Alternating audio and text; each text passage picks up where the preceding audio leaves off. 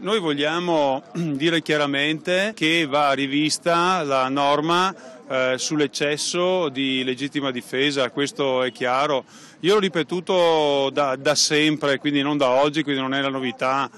di questi giorni. Cioè, quando entra una persona in casa tu non puoi chiedergli se è armato di un coltello, se è armato di una pistola oppure di un'altra arma contundente. Cioè, questa è una cosa impossibile da capire e abbiamo visto da Gorgo al Monticano in poi cosa è successo quando dei malintenzionati entrano nelle case e dopo ne combinano di tutti i colori, insomma, quindi quando è a repentaglio la vita dei propri figli, della propria famiglia, come è successo con il pensionato, è comprensibile quello che è successo, quindi io come sindaco ho richiamato una norma regionale della Regione Lombardia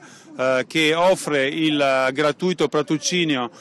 per questo tipo di casi e penso che anche gli amministratori locali, quando succede nel proprio comune, debbano dare disponibilità anche economica, quindi io offro anche la mia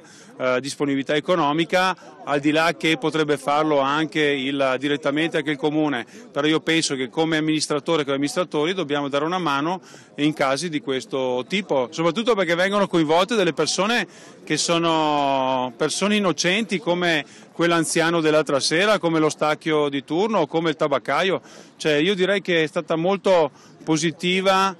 invece quello che è successo proprio qui al Tribunale di Padova, quando una PM invece di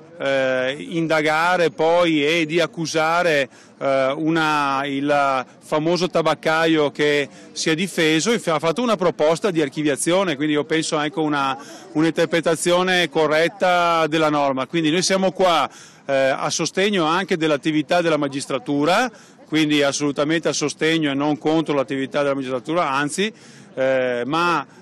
contro questo governo che non vuole prendere delle posizioni su una revisione